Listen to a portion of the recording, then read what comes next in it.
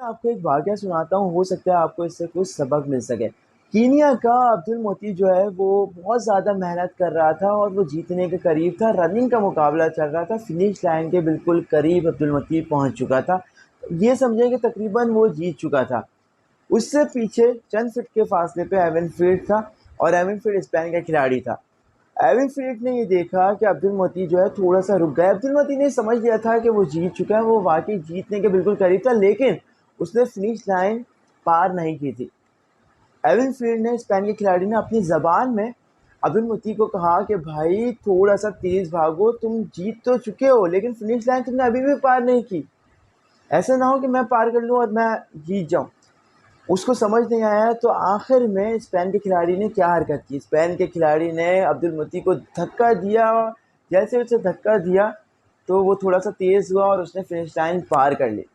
सहाफ़ी जो है वो हैरत से एवन फील्ड को देखने लगे। सहाफ़ी ने पूछा सवाल कि एवन फील्ड, तुमने ये क्या किया? क्या बेवकूफ़ी की भाई? तुम तो जीत गए थे।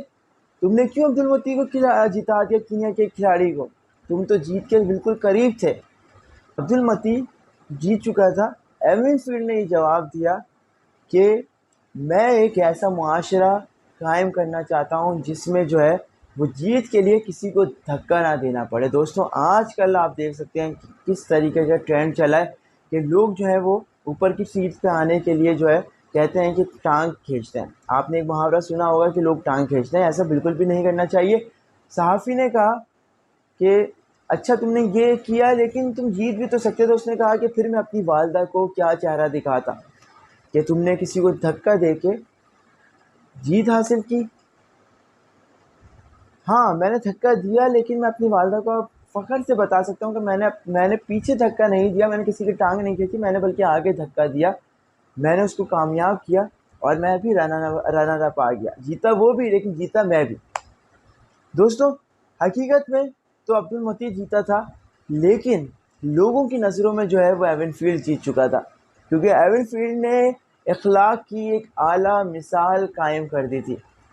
हमें अपने माशरे में इस तरह का माशरा चाहिए, इस तरह का माशरा चाहिए कि लोग जो हैं कभी भी किसी की टांगें ना खींचें।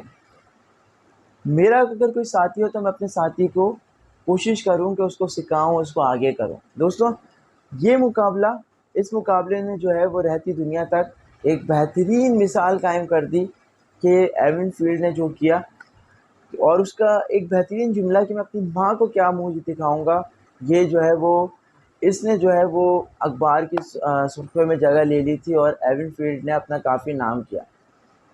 दोस्तों, आज की जो वीडियो थी, इससे यही सबक मिलता है कि भाई हमें एक ऐसा मुआशरा पैदा करना चाहिए जिसमें जो है वो हर दूसरे की कदर हो और कभी भी किसी को ना लगे कि यार कोई दूसरा जो है उसकी टांगें खींच रहा है। मुझे मेरे माँ बाप को अपनी दुआ में याद रखिएगा। आपके माँ बाप के लिए दुआ कहूँ, लाइक कर दीजिए, चैनल को सब्सक्राइब कर दीजिए, दोस्त अहबाब से कहिए मेरे चैनल को लाइक कीजिए अगर आपको पसंद आया मैसेज।